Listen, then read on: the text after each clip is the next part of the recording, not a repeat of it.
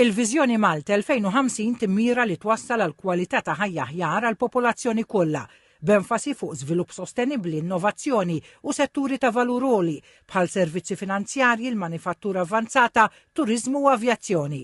F'reazzjoni ma' TVM News għat-tnedija tal-Viżjoni, Chairman ta' Indis Malta Jean-Pierre Attard qal li kien impressjonat bil-mod holistiku li bih tmexxa l-proċess ta' konsultazzjoni. Il-viżjoni fl-aħħar mill-aħħar mhijiex ta' gvern, imma hija ta' pajjiż, mhux biss saret il-viżjoni ta' entità waħda, mhux biss saret il-viżjoni ta' gvern waħda, imma viżjoni ta' poplu. Spjega kif l-industrija tiġa bdiet timplementa bosta aspetti minn din il-viżjoni fil-ħidma tagħha ta' kuljum u enfasizza fuq żewġ pilastri ewlenin, tkabbir ekonomiku sostenibbli u użu effiċjenti tal-baħar u l-art.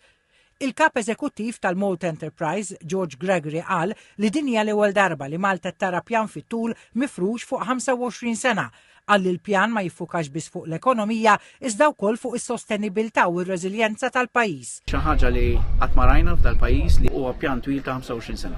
Il-fatt li l-pjan se jkun imsejjes fuq tragwardi magħruf aħjar bħala Key Performance Indicators illi jinbidlu skont il-ħtiġijiet u l-kuntest ekonomiku ġie deskritt bħala punt pożittiv bħarsa lejn il-kontabilta kontinwa tul iż-żmien.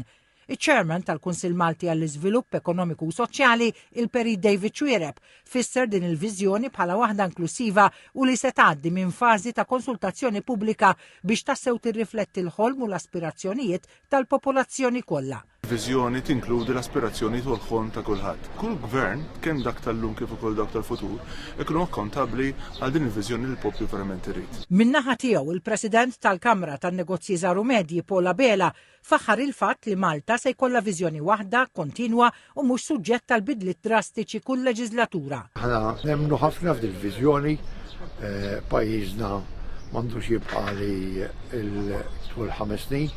Kull leġislatura jkollna tibdil fid-direzzjoni. Il-kap eżekuttiv ta' Gaming Malta, Ivan Filletti, għalli viżjoni 2050 hija waħda ambizzjuża u se twassal għal progress. Qal l-industrija tal-gaming hija tiġadar tal-eċċellenza f'dan il-qasam.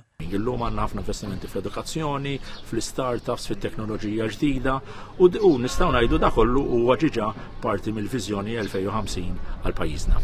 Il-Viżjoni Malta 2050 tagħti priorità lil sebo' oqsma strateġiċi li jinkludu l-baħar, l-avjazzjoni, s-servizzi finanzjarji, il-manifattura avvanzata, turizmu, gaming u kostruzzjoni.